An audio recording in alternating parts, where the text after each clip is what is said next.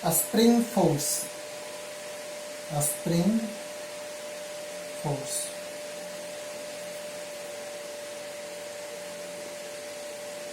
ठीक है, आइए देखते हैं कि what is a spring force. तो सबसे पहले जानते हैं कि स्प्रिंग क्या चीज होती है।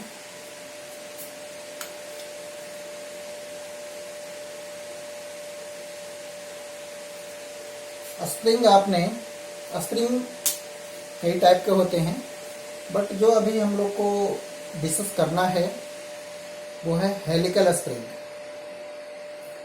हेलिकल स्प्रिंग बोले तो जो आप पेन में देखते हैं कुछ इस तरीका का पेन में लगा होता है ना स्प्रिंग, कुछ ऐसा होता है वो। इसका मैथमेटिकली हेलिक्स शेप है, so it is known as helical spring. Spring की अपनी एक लेंथ होती है।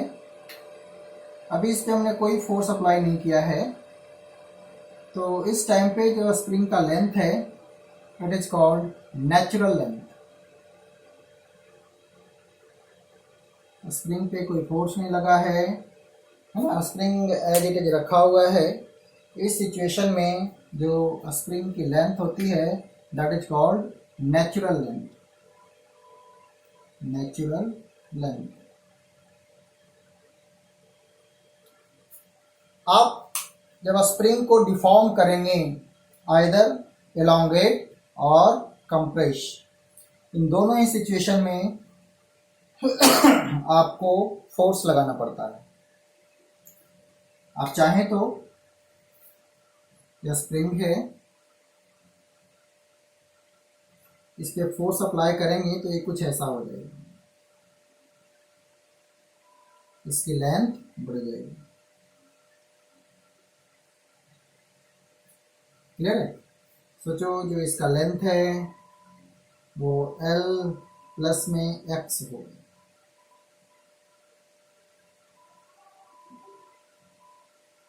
आपने फोर्स लगाया। अब इसी तरीका से आप चाहें तो इस स्प्रिंग पे फोर्स लगा करके इसे कंप्रेस कर सकते हैं। इस बार आप ऐसा फोर्स लगा दें इसमें,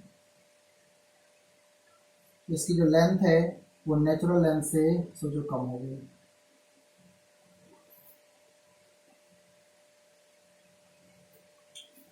तो ये यहाँ क्या हुआ है, एलोंगेशन। एक्स क्या है, एलोंगेशन। एलोंगेशन ऑफ स्प्रिंग, यही एलोंगेशन इन स्प्रिंग। और यहाँ पे एक्स है वो क्या है, कंप्रेशन इन स्प्रिंग।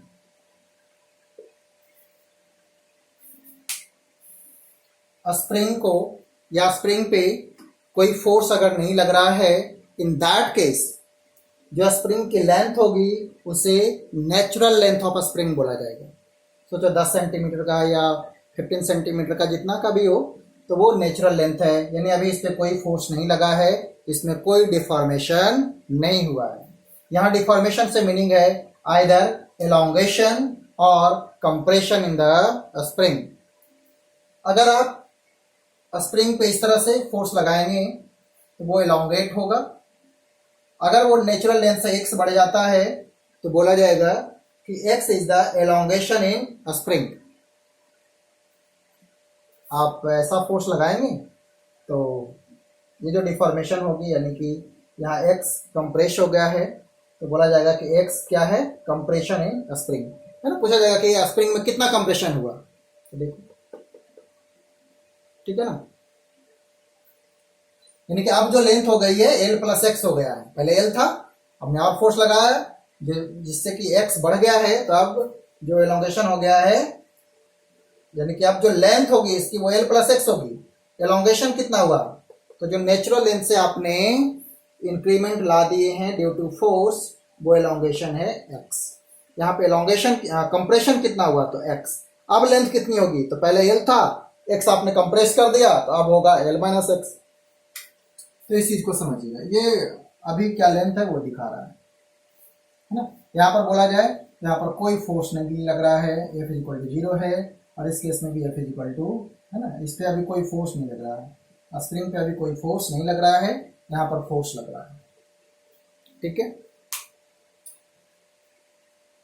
एक और चीज, कुछ स्प्रिंग को बहुत ही आसानी से उसे कंप्रेस या एलोंगेट किया जा सकता है, और कुछ स्प्रिंग को थोड़ा डिफिकल्ट होगा कंप्रेस करना। ठीक है ना। तो एक टर्म और है इसमें, स्प्रिंग कांस्टेंट। क्लियर। तो आइए सीखते हैं स्प्रिंग कांस्टेंट क्या होता है।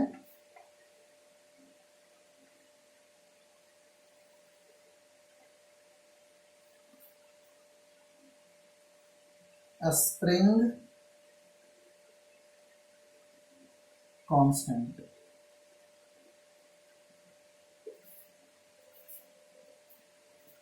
तो हम लिखेंगे सिंबॉलिकली के से,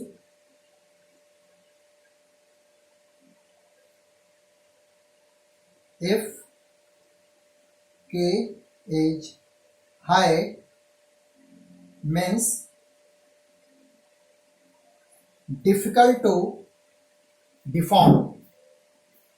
क्लियर है। means difficult to deform, difficult to deform।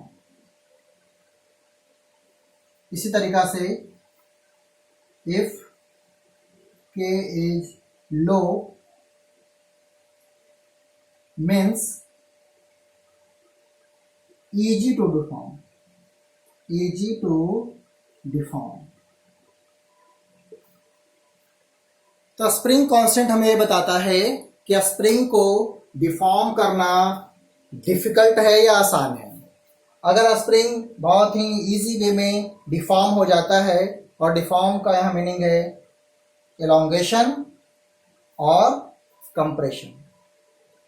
तो एलोंगेट या कंप्रेस करना स्प्रिंग को अगर जो आसान लग रहा है, किसी दो स्प्रिंग है आप कंपेयर कर रहे हो कि one is very easy to deform, इसका मतलब उसका स्प्रिंग कांस्टेंट कम है, और very difficult to deform means spring constant ज़्यादा है।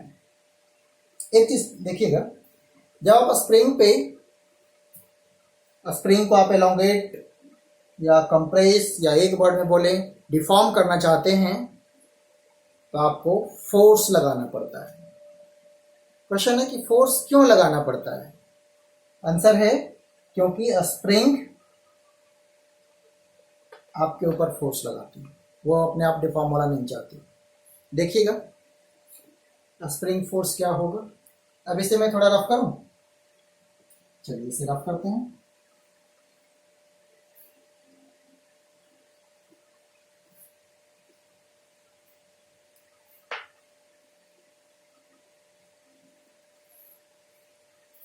आइए,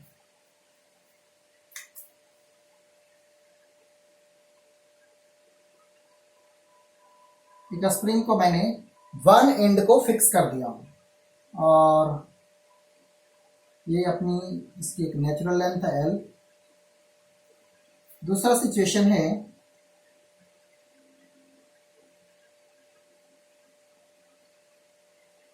F फोर्स लगाया गया, और इसकी जो लेंथ है ना वो L प्लस x हो गई टोटल।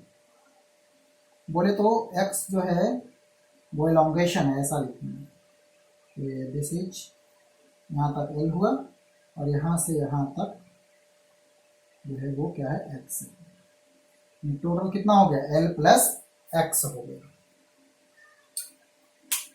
तो x एलोंगेट करने के लिए या x कंप्रेस करने के लिए, मैं दूसरा बना दूं,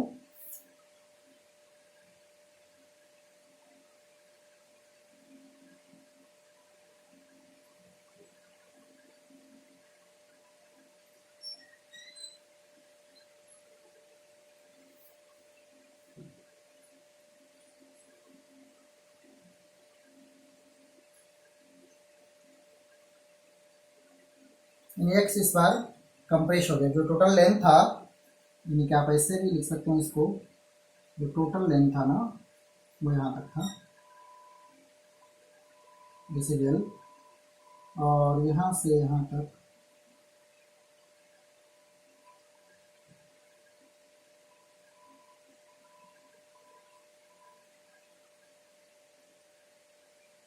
एक्स कंप्रेशन हुआ।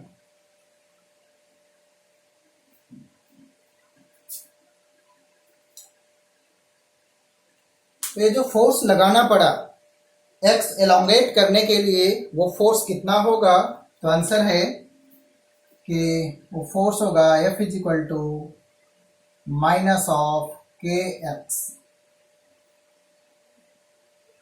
Where F is what? F is a spring force, and a force due to a spring. K, a spring constant,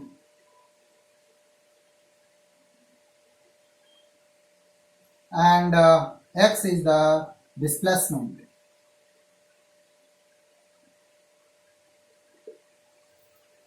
negative sign means कि जो स्प्रिंग फोर्स होगा वो डिस्प्लेसमेंट के अपोजिट होगा। ये अप्लाइड फोर्स है, ये फोर्स अप्लाई किया गया है, दिस इज अप्लाइड फोर्स। पूछा जाए स्प्रिंग फोर्स क्या होगा, तो आंसर है कि स्प्रिंग फोर्स का जो डायरेक्शन होगा लाइक दिस, एफ स्प्रिंग। क्यों?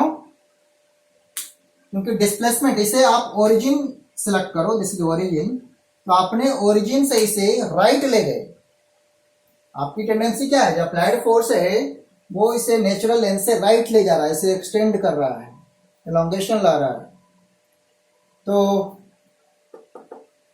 जो स्प्रिंग फोर्स होगा वो ओरिजिन से लेफ्ट की तरफ। क्लियर है? यानी डिस्प्लेसमेंट के अपोजिट, डिस्प्लेसमेंट हो रहा है राइट में, तो स्प्रिंग फोर्स होगा लेफ्ट में। यानी पूछा जाए कि स्प्रिंग फोर्स का डायरेक्शन क्या है, तो इस सिचुएशन के लिए आंसर होगा टुवर्ड्स लेफ्ट, जैसा आपको फिगर में दिख रहा है। ठीक है, अब इसी तरीका से यहां देखो, this is the applied force, applied force है टुवर्ड्स लेफ्ट, तो स्प्रिंग फोर्स होगा like this, this is the spring force.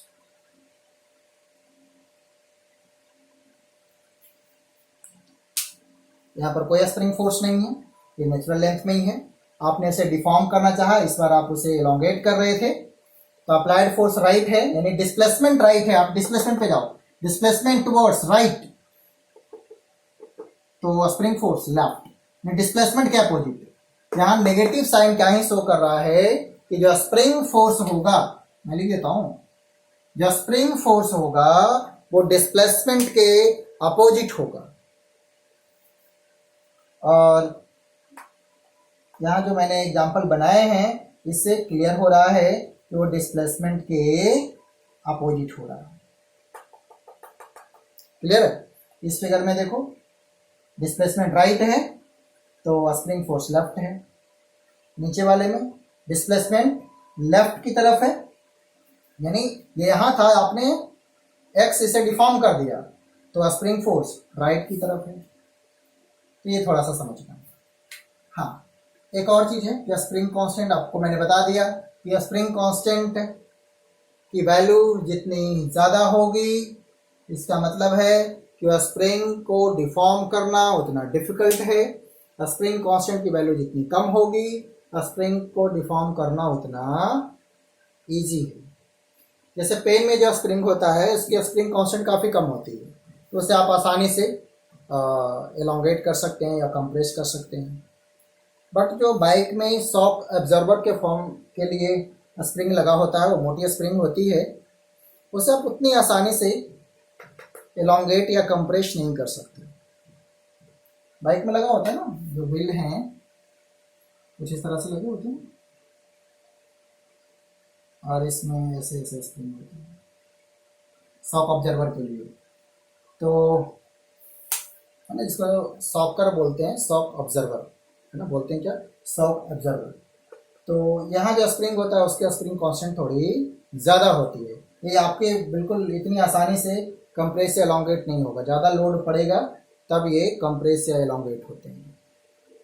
ठीक है, ओके। अब देखते हैं कि स्प्रिंग कांस्टेंट की यूनिट क्या होगी। आइए फार्मूला देखो, F S is equal to minus K x. मैं अभी साइन को नहीं ले रहा हूं तो क्या ही लिखूंगा कि K is equal to F by x, यानी force per unit length.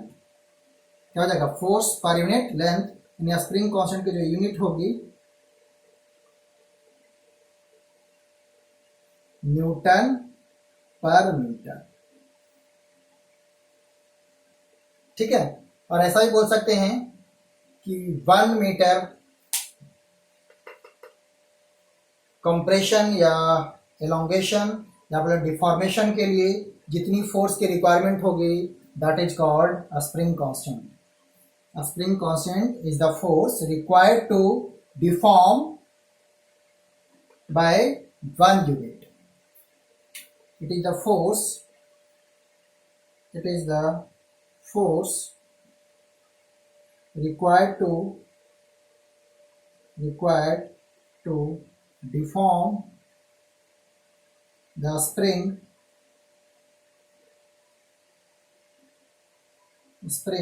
by unit। 1 unit या 1 मीटर बोले, 1 मीटर में बोल दूं, 1 मीटर या 1 यूनिट एक ही चीज है। तो 1 मीटर से डिफॉर्म करने के लिए स्प्रिंग को जितनी फोर्स की रिक्वायरमेंट होगी that is called a spring constant. Clear? तो हमने अभी क्या क्या सीखा कि स्प्रिंग जो फोर्स लगाती है उसको स्प्रिंग फोर्स बोलेंगे, और स्प्रिंग फोर्स के लिए जो फार्मूला होगा F S equal to minus K x. यहाँ माइनस साइन डिनोट कर रहा है कि स्प्रिंग में जो डिफॉर्मेशन होगा या बोले जो स्प्रिंग जो डिस्प्लेसमेंट होगा उसके अपोजिट स्प्रिंग फोर्स होता है। अगर स्प्रिंग को आप राइट की तरफ, क्या बोलें कि जैसा फिगर है, मैं फिगर की बात कर रहा हूँ, फिगर में आप राइट ले जा रहे हैं स्प्रिंग को, इसमें डिस्प्लेसमेंट राइट की तरफ करा रहे हैं तो स्प्रिंग फोर्स लेफ्ट होगा। कुछ ऐसा ही है, यहाँ आप डिफॉर्म करा रहे हैं किस तरह से, कंप्रेस कर रहे हैं टुवर्ड्स लेफ्ट तो स्प्रिंग फोर्स टुवर्ड्स राइट होगा। ठीक है, स्प्रिंग कांस्टेंट क्या चीज़ होगी, उसकी यूनिट क्या होगी, हम ये सीख लिए। क्लियर है? तो कुछ छोटे क्वेश्चन आप इस पे आसानी से कर सकते हैं, जिसमें एक एग्जांपल ले लेता हूं, कुछ ज़्यादा क्लियरिटी आएगी। रफ कर दें।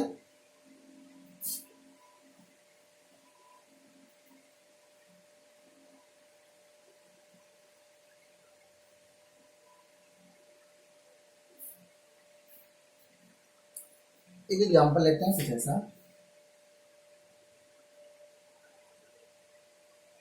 एक स्प्रिंग है और उसमें 10 kg का लोड, 10 kg है, 10 kg का लोड हैंग कराया गया है। स्प्रिंग कांस्टेंट है 100 न्यूटन पर मीटर। ठीक है, स्प्रिंग कांस्टेंट की वैल्यू कितनी, 100 न्यूटन पर मीटर, और 10 kg का लोड हैंग कराया गया है। अब आपसे पूछा जाए कि what is a spring force and elongation in the spring, elongation in a spring।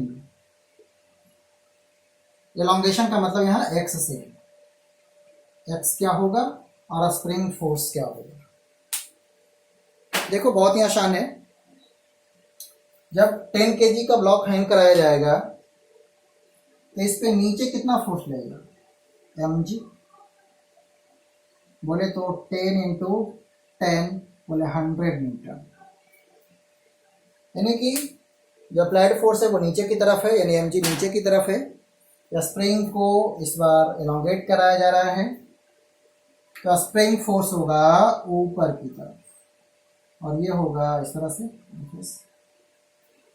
Spring force की वैल्यू होगी कितनी, देखो मैंने आपको क्वेश्चन बता दिया कि एक स्प्रिंग है जिसका स्प्रिंग कांस्टेंट 100 न्यूटन पर मीटर है, 10 केजी का ब्लॉक उससे हैंग कराया गया है। तो बताइए इसमें स्प्रिंग फोर्स कितना होगा और एलोंगेशन कितना होगा।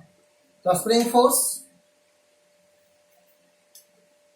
कैसे निकालेंगे, तो यहाँ देखो कॉन्सेप्ट ये है, सुनना ध्यान से, कि ड्यू टू mg ब्लॉक नीचे जाने की कोशिश करेगा, एक टाइम आएगा जब इक्विलिब्रियम में मेंटेन करेगा, तो क्या ही होगा कि fs जो होगा वो mg के बराबर होगा।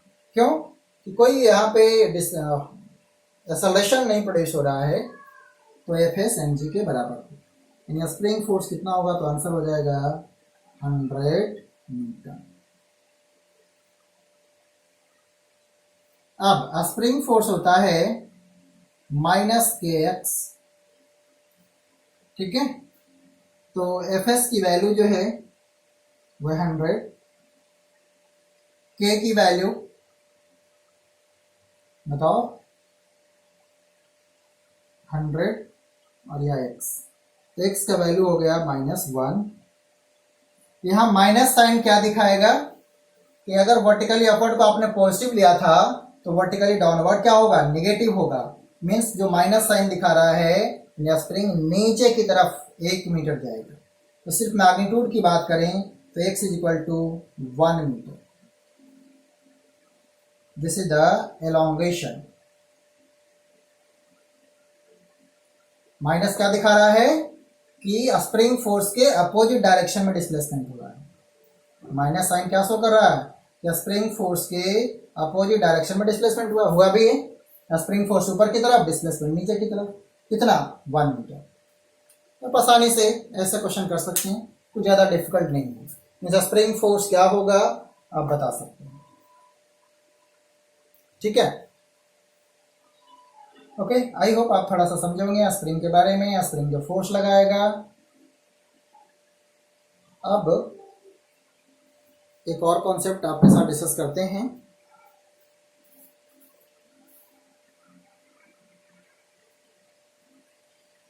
स्प्रिंग फोर्स को रिस्टोरिंग फोर्स भी बोला जाता है ना। स्प्रिंग फोर्स को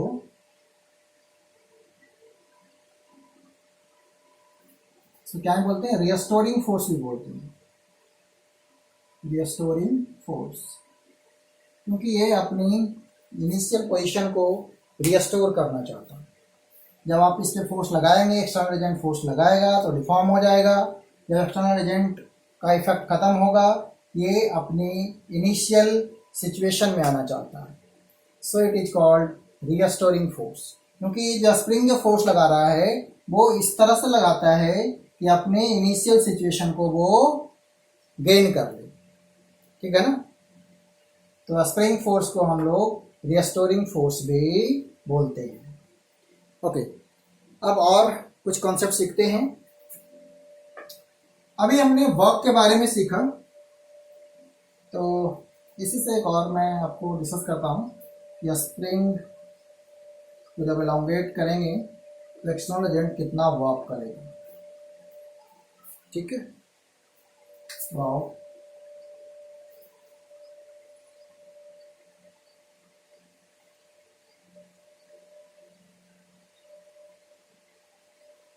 कोई फ्रिक्शन लेस सरफेस है and there is a block like this, कोई फ्रिक्शन नहीं है, यह भी नेचुरल लेंथ में है।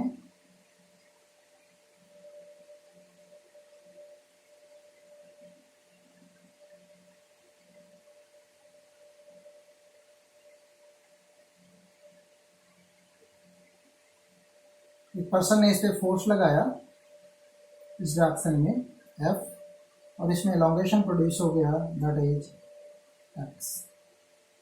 x एलोंगेशन प्रोड्यूस हो गया। पहले इसका लेंथ था L, अब हो गया L प्लस x। तो स्प्रिंग फोर्स होगा like this, is the applied force and this is the spring force. Means spring force के अगेंस्ट एक फोर्स अप्लाई किया गया and due to that there is a displacement in the spring, और वो displacement है x. अभी हमारे पास concept है कि जब कोई फोर्स अप्लाई किया जाए ऑब्जेक्ट पे और ऑब्जेक्ट में कोई डिस्प्लेसमेंट आ जाए, मीन्स ऑब्जेक्ट पे वर्क किया गया है। ठीक है, तो हम लोग देखते हैं कि applied force, due to applied force कितना वर्क हुआ है अगेंस्ट अ स्प्रिंग फोर्स। आइए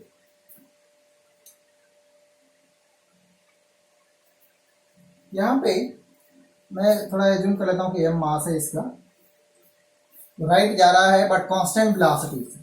यहाँ एक्सेलरेशन क्या है, 0, और जो जा रहा है मूव कर रहा है वो वेलोसिटी है कांस्टेंट। कांस्टेंट वेलोसिटी से इस तरह से फोर्स अप्लाई किया गया है कि ऑब्जेक्ट में कोई एक्सेलरेशन प्रोड्यूस नहीं हुआ है, ऑब्जेक्ट कांस्टेंट वेलोसिटी से टुवर्ड्स राइट मूव करता है। इन दैट सिचुएशन क्या ही लिखेंगे, F applied minus F spring is equal to mass into acceleration. Am I right? तो F applied,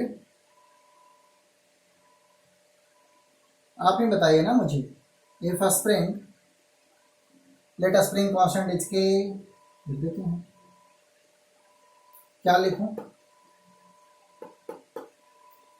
M A is what, A0। तो एफ जो applied होगा वो एफ एस के बराबर, स्प्रिंग फोर्स के बराबर। ठीक है, बाय मैग्नीट्यूड देखें तो जो अप्लाइड फोर्स का मैग्नीट्यूड होगा वह स्प्रिंग फोर्स के मैग्नीट्यूड के बराबर होगा। ठीक है, अब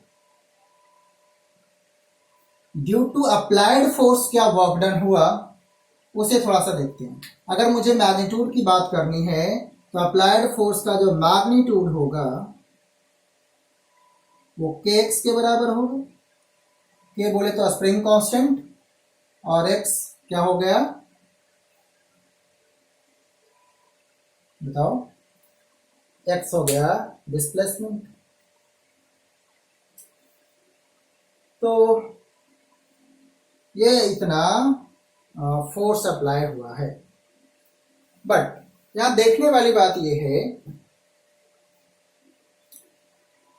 कि अभी जो फोर्स अप्लाई हुआ है वो फोर्स है के एक्स के बराबर, ठीक है। बट जैसे जैसे एक्स की वैल्यू बढ़ेगी ये फोर्स कांस्टेंट नहीं रहेगा। एक्सटर्नल एजेंट ने जो वर्क किया है डिस्प्लेस कराने में, तो जो एक्सटर्नल एजेंट का फोर्स है वो कांस्टेंट नहीं है। कैसे कांस्टेंट नहीं है? क्योंकि जैसे जैसे एक्स चेंज होगा अप्लाइड फोर्स की वैल्यू बढ़ती जाएगी। तो वैसे सिचुएशन में वर्क डन फाइंड कैसे करते हैं? तो बाय इंटीग्रेशन। अब यहां से इसे dx और अगर जो एलोंगेट किया जाए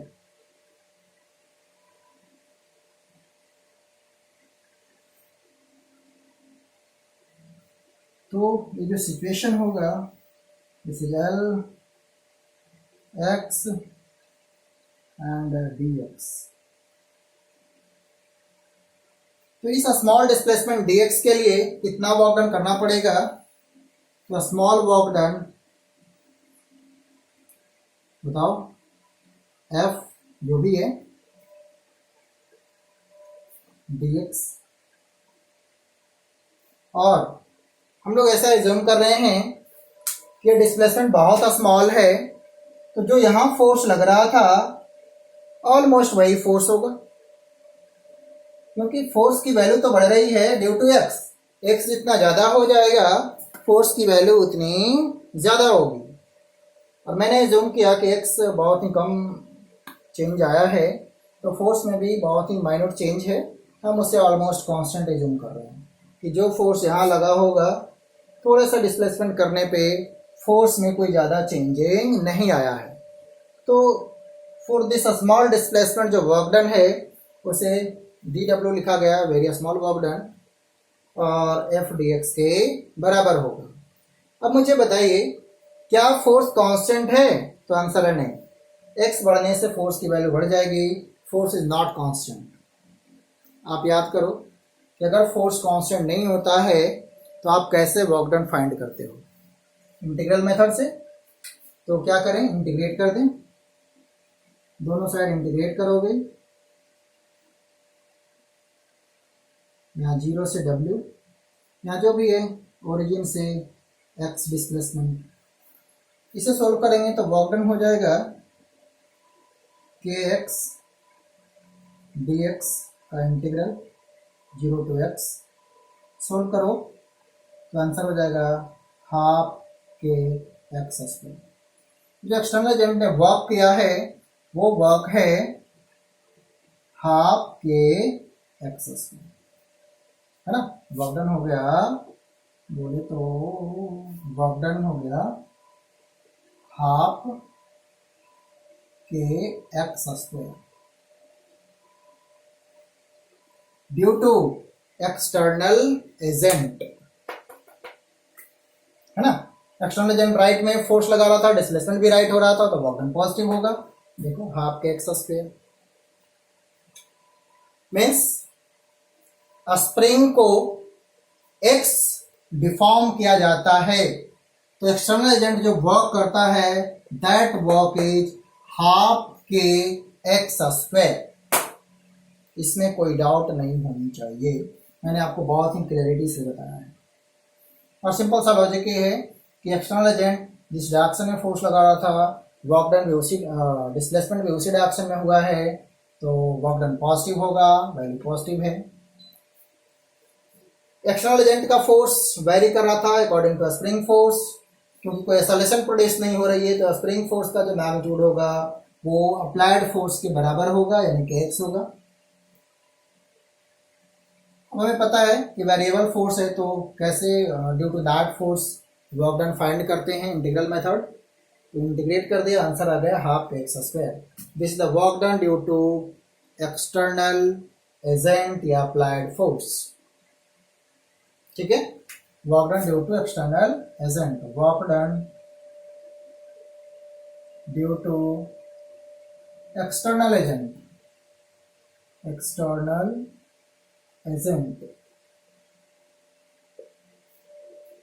ठीक है, यही बातें अगर जो पूछी जाती कि स्प्रिंग फोर्स ने कितना वर्क डन किया, तो देखो स्प्रिंग फोर्स लेफ्ट लग रहा था, डिस्प्लेसमेंट राइट हो गया तो निगेटिव हो जाता है, minus half K x square हो जाता है। बट एक्सटर्नल एजेंट ने कितना वर्क करा है, this work is half K x square. Clear? ये क्या आया, work done on spring due to external agent. Okay, तो ये भी कॉन्सेप्ट आपको ध्यान रखना है। अब आते हैं एक और नया चीज सीखते हैं।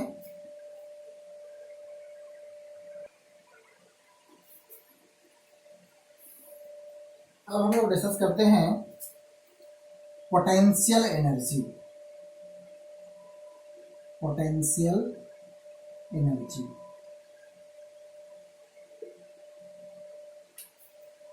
ठीक है।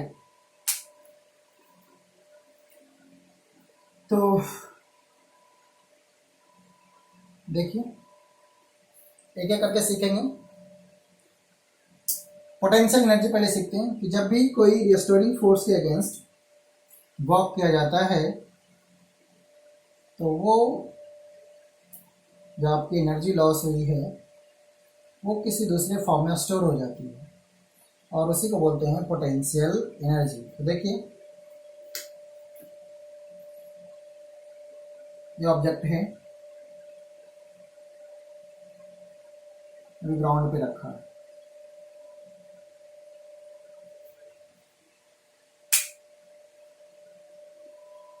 अगर इस ऑब्जेक्ट को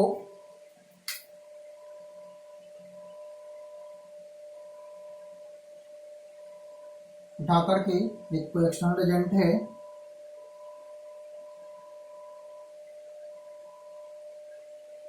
इसको उठाता है और यहाँ रख देता है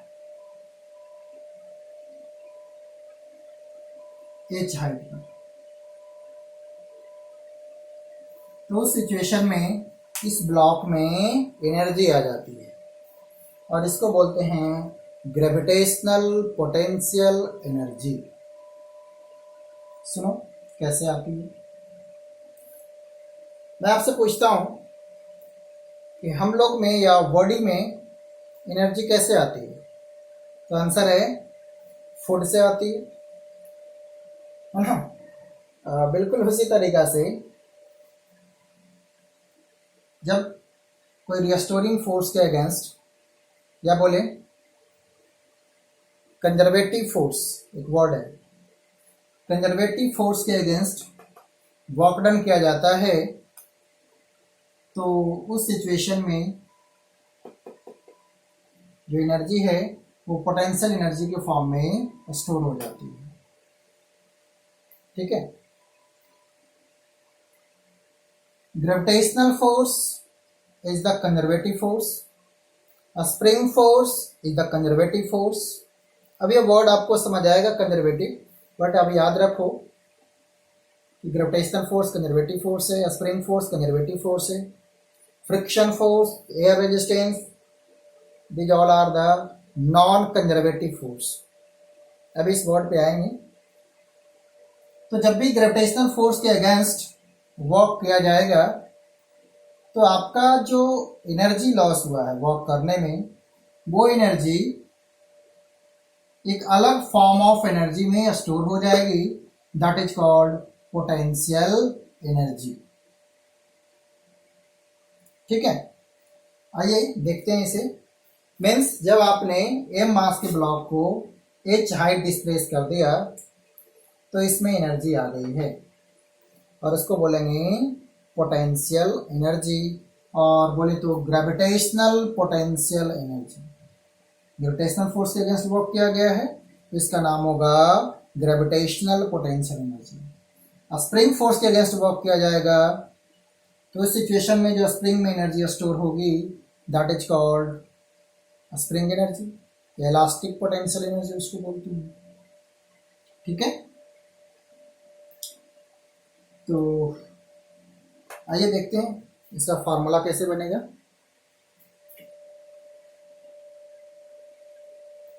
आपके साथ अभी डिस्कस करने जा रहा हूं ग्रेविटेशनल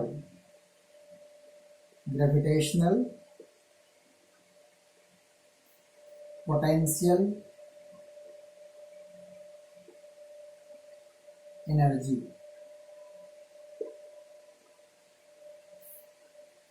ठीक है। पोटेंशियल एनर्जी का डेफिनेशन जनरल क्या हो गया कि कंजर्वेटिव फोर्स के अगेंस्ट जब कोई वर्क किया जाता है और वो इस तरीका से कि एक्सेलरेशन जीरो हो, तो उस सिचुएशन में जो एक्सटर्नल एजेंट वर्क करता है, ठीक है ना, वो सिस्टम की पोटेंशियल एनर्जी बन जाती है। आइए एक एग्जांपल देते हैं ग्रेविटेशनल पोटेंशियल एनर्जी का, इसे सीखते हैं।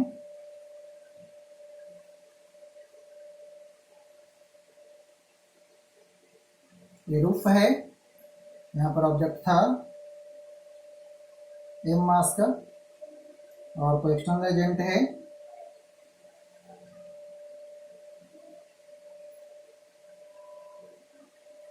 इस तरह से इसे उठाया और उठा के यहाँ रख दिया, है ना। ये हाइट है h।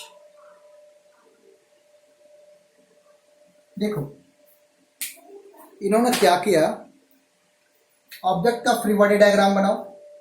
तो ऑब्जेक्ट पे जो फोर्स होगा नीचे mg, ऊपर अप्लाइड फोर्स जो पर्सन ने लगाया, कोई एक्सेलरेशन नहीं हो रही है, in that situation F minus mg is equal to ma,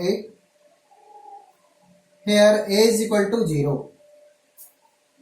ये कंडीशन है कि एक्सेलरेशन कितना, 0। कांस्टेंट वेलोसिटी से कोई पर्सन इसे धीरे धीरे ऊपर की तरफ उठा रहा है और h हाइट तक ले गया। तो कॉन्सेप्ट सीखना।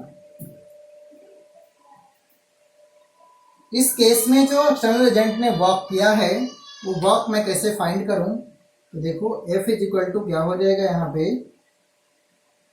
F minus M G is equal to 0 और F is equal to M G, यानी कि अप्लाइड जो फोर्स है वो एम जी के बराबर ही होगा। अप्लाइड फोर्स एम जी के बराबर, जो भी डिस्प्लेसमेंट ऊपर की तरफ ही हुआ है, अप्लाइड फोर्स भी ऊपर है, तो work done due to applied force कितना होगा, तो आंसर है F, डिस्प्लेसमेंट कितना है H, F कितना mg के बराबर mgh।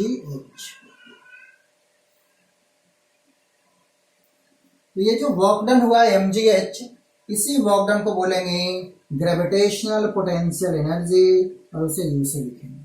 मीन्स इस ऑब्जेक्ट में अब बोला जाएगा कि एक एनर्जी आ गया है that is called potential energy, और भी स्पेशल नाम है ग्रेविटेशनल पोटेंशियल एनर्जी, और फॉर्मूला हो गया mgh। आप बिल्कुल एक लाइन में समझिए कि किसी ऑब्जेक्ट को इनिशियल पोजीशन से अगर आप उसे वर्टिकली अप h हाइट तक ले जाते हैं तो उस ऑब्जेक्ट में mgh के बराबर ग्रेविटेशनल पोटेंशियल एनर्जी स्टोर होती है। बिल्कुल क्लियर वर्ड में, ठीक है ना। ये ग्रेविटेशनल पोटेंशियल एनर्जी कब आती है, तो सिचुएशन मैंने बता दी। मैं रिपीट कर रहा हूं कि सिर्फ पूछा जाए कि पोटेंशियल एनर्जी ऑब्जेक्ट में कब आती है, तो आंसर है कि जब किसी कंजर्वेटिव फोर्स के अगेंस्ट वर्क किया जाता है तो सिस्टम में पोटेंशियल एनर्जी आ जाती है। मैं आपको बोला ग्रेविटेशनल फोर्स कंजर्वेटिव फोर्स है, अभी और बताऊंगा ये वर्ड। तो इसके अगेंस्ट जब वर्क किया जाएगा तो जाहिर सी बात है कि एनर्जी पोटेंशियल एनर्जी के फॉर्म में स्टोर हो जाएगी। देखो mg नीचे, आप उसके अगेंस्ट फोर्स लगाए और आपने डिस्प्लेसमेंट करा दिया, यानी कंजर्वेटिव फोर्स के अगेंस्ट आपने वर्क किया। तो आप वर्क करने के लिए क्या चाहिए, एनर्जी चाहिए। तो वो जो आपकी एनर्जी खर्च हुई वो कहीं नहीं गई है, इस ऑब्जेक्ट में स्टोर हो गई है in the form of potential energy, और यहाँ पे स्पेशल नाम है ग्रेविटेशनल पोटेंशियल एनर्जी। क्यों, क्योंकि ग्रेविटेशनल फोर्स के अगेंस्ट वर्क किया गया है। ठीक है, तो ऐसा नहीं कि किसी फोर्स के अगेंस्ट वर्क करेंगे तो पोटेंशियल एनर्जी होगा, वो स्पेशल फोर्स है। कैसा, कंजर्वेटिव फोर्स। फ्रिक्शन फोर्स के अगेंस्ट वर्क करोगे तो उस केस में पोटेंशियल एनर्जी स्टोर नहीं होता है, आपको याद रखना है थोड़ा। आइए हम लोग सीख गए ग्रेविटेशनल पोटेंशियल एनर्जी का फार्मूला और ये कॉन्सेप्ट कैसे आता है। इस ऑब्जेक्ट को h हाइट तक डिस्प्लेस करेंगे तो उसमें जो एनर्जी आएगा that is called gravitational potential energy, formula होगा mgh। ठीक है, यानी m मास के इस ब्लॉक का पोटेंशियल एनर्जी कितना है अभी, तो आंसर है mgh। यहाँ पर कितना था, तो हाइट अभी 0 है, तो आंसर है 0। यहाँ से अगर जो कंपेयर कर रहे हैं तो जितना हाइट ऊपर जाएगा पोटेंशियल एनर्जी बढ़ती चली जाएगी। ठीक है, ओके।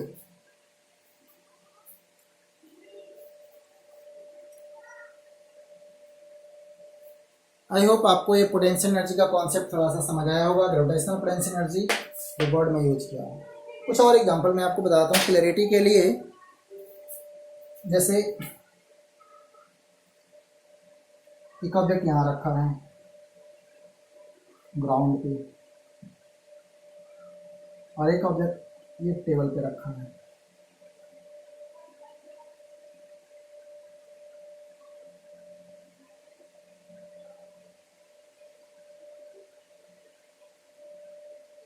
इसकी हाइट है h,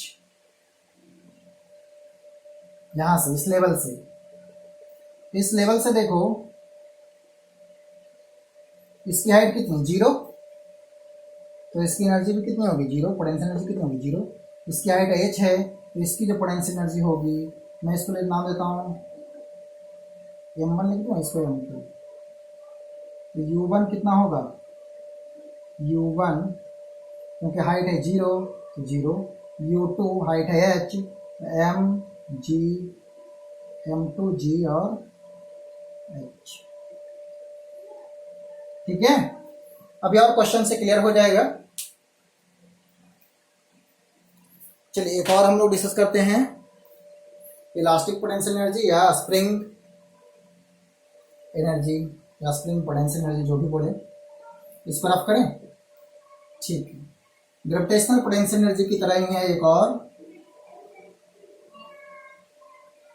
वो है इलास्टिक पोटेंशियल एनर्जी या बोले तो spring energy. Means spring force के अगेंस्ट। देखना सिचुएशन अभी जस्ट हमने डिस्कस किए थे।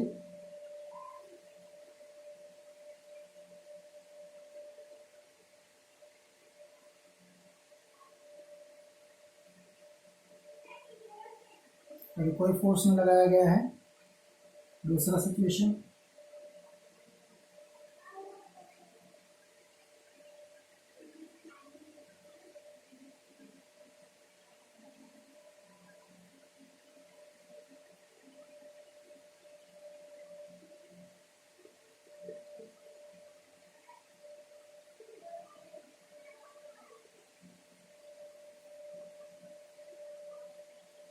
तीसरा देखो,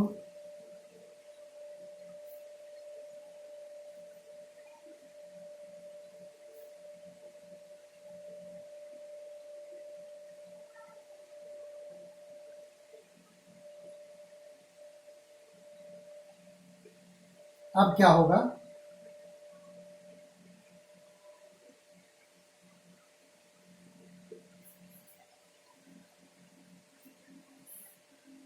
अगर आपने इसे dx डिस्प्लेस लाए, ठीक है ना, तो कितना वर्क डन होगा। एक्सटर्नल एजेंट इस बार कितना वर्क डन किया, तो आंसर है जो वर्क डन होगा वो f dx के बराबर होगा।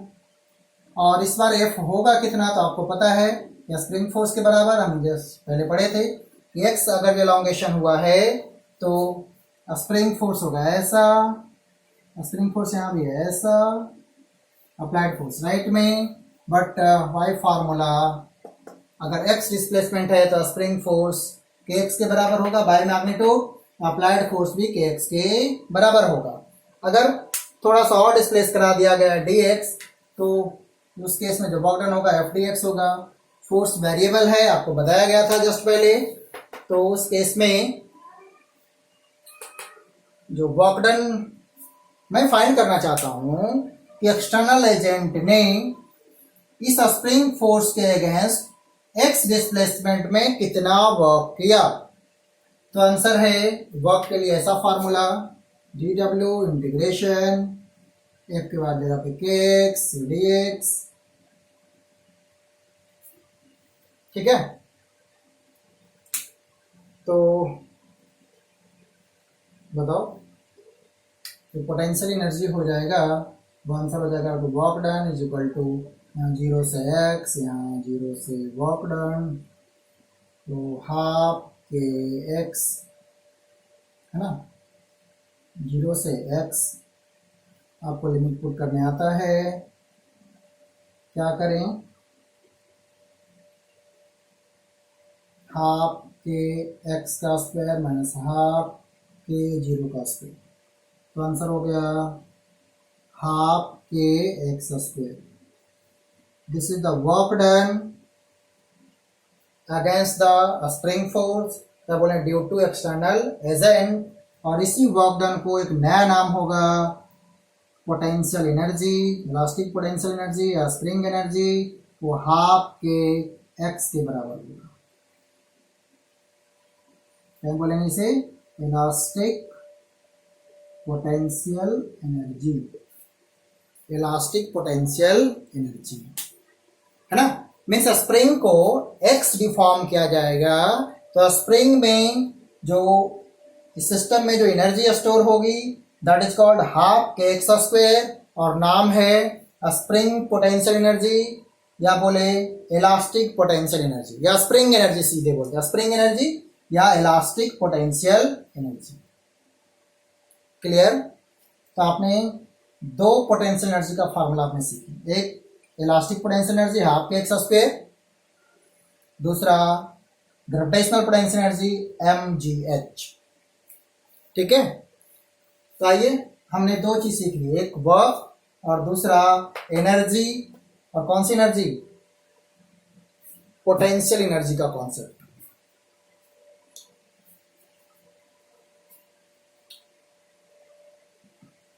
अब एक और छोटा सा कॉन्सेप्ट डिस्कस करते हैं, मैकेनिकल एनर्जी। आइए देखते हैं, इसे रफ कर देता हूं।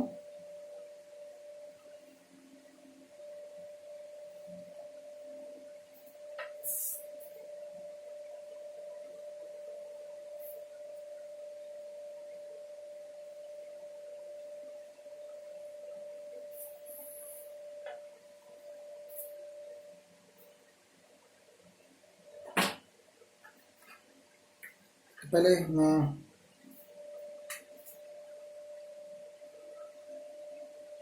Mechanical energy, it is the sum of what, kinetic energy plus potential energy. Potential में दोनों आ जाएंगे, काइनेटिक बोले तो हाफ एम वी स्क्वायर, और पोटेंशियल में दोनों आ जाएंगे, कौन कौन, ग्रेविटेशनल पोटेंशियल एनर्जी यानी mgh वाला फार्मूला, और दूसरा वो हाफ के एक्स स्क्वायर वाला फार्मूला, है ना। ये हो गया ग्रेविटेशनल पोटेंशियल एनर्जी, ये हो गया इलास्टिक पोटेंशियल एनर्जी। ठीक है ना। Mechanical energy is the sum of kinetic energy plus potential energy. हो सकता है किसी केस में स्प्रिंग नहीं हो तो half M V square plus mgh का सम मैकेनिकल एनर्जी बन जाएगा। कहीं पे इसका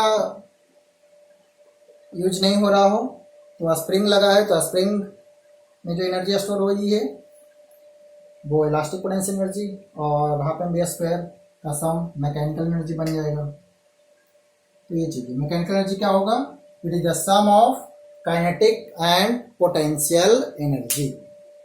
क्लियर है। आइए एक और बहुत इंपॉर्टेंट चीज डिस्कस करते हैं कि अगर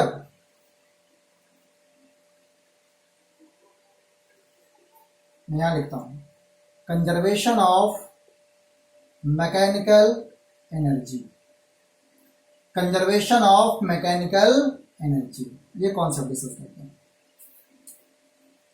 अगर कोई नॉन कंजर्वेटिव फोर्स एक्ट नहीं हो रहा हो, if there is no non conservative force is acting, in that situation mechanical energy remains conserved। तो मैकेनिकल एनर्जी क्या होगी, कंजर्व होगी, कांस्टेंट होगी, मैकेनिकल एनर्जी में कोई चेंज नहीं आएगा। बोले तो उस सिचुएशन में mechanical energy initial is equal to mechanical energy final. Word क्या है कि कोई नॉन कंजर्वेटिव फोर्स एक्ट नहीं हो रहा हो। यहां नॉन कंजर्वेटिव फोर्स से मीनिंग है क्या है कि फ्रिक्शन फोर्स या बोले एयर रेजिस्टेंस, और खैर एयर रेजिस्टेंस के बारे में हम लोग पढ़ेंगे भी नहीं, बट जान लो एयर रेजिस्टेंस है ना। Friction force non conservative force है। तो अगर कहीं पे फ्रिक्शन फोर्स का इन्वॉल्वमेंट नहीं है, इन दैट सिचुएशन जो मैकेनिकल एनर्जी होगा सिस्टम का वो कंजर्व होगा, उसमें कोई चेंजिंग नहीं आएगी। ठीक है ना। कंजर्वेशन ऑफ मैकेनिकल एनर्जी क्या कहता है, if there is no non conservative force acting then mechanical energy remains conserve या बोले constant. Means mechanical energy initial is equal to mechanical energy final. या इसको और लिखे तो ऐसा भी लिख सकते हैं इसी चीज को, क्या कि पोटेंशियल, वही चीज, kinetic energy initial plus potential energy initial is equal to kinetic energy final plus potential energy final, ऐसा लिख सकते हैं। कंडीशन क्या है कि कोई नॉन कंजर्वेटिव फोर्स एक्ट नहीं हुआ, है मैं राइट? चलिए छोटे छोटे हमने कुछ कॉन्सेप्ट सीखे।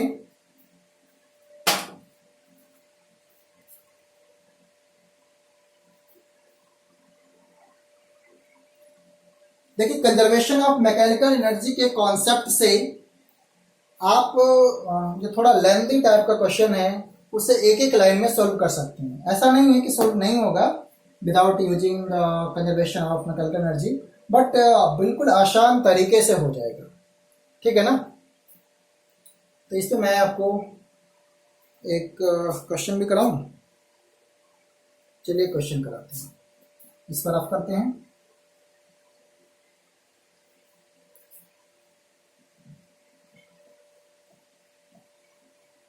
और एक क्वेश्चन आप देख लीजिए।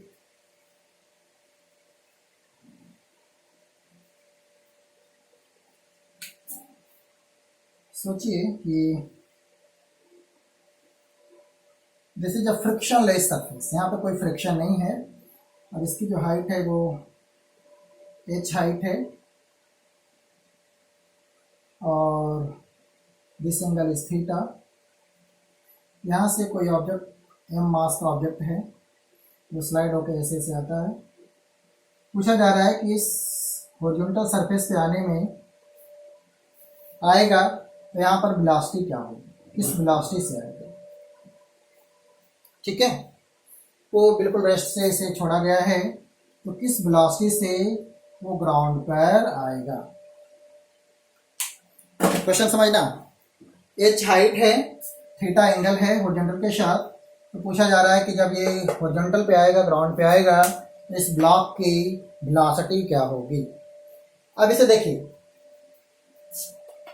इस क्वेश्चन का आंसर कैसे बताएंगे।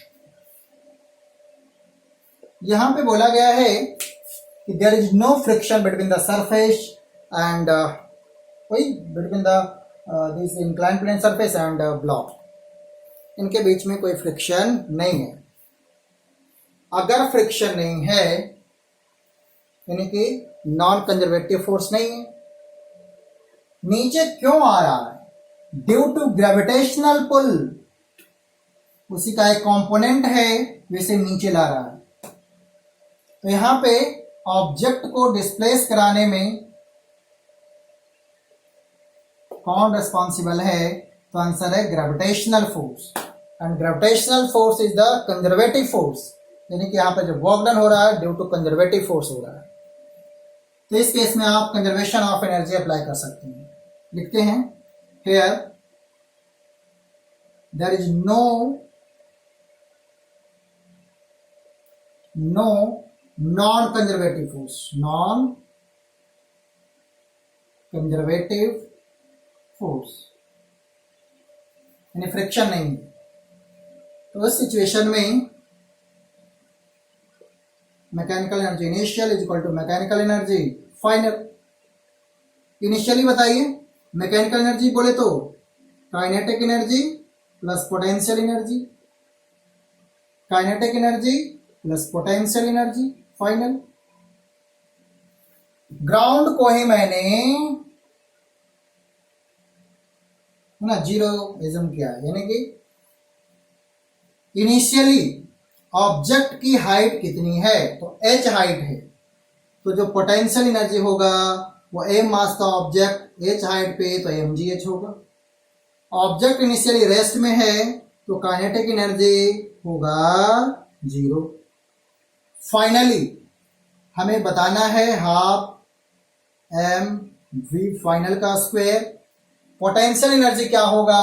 जब ये ग्राउंड पे आ जाएगा तो हाइट कितनी होगी ग्राउंड से? 0। मुझे नहीं लगता कि आप नहीं समझे होंगे। अब बताइए आंसर क्या होना चाहिए? यहीं पे लिख दूं, mgh is equal to half mv final का स्क्वायर। m से m कैंसिल हो गया। बोले तो जो v फाइनल होगा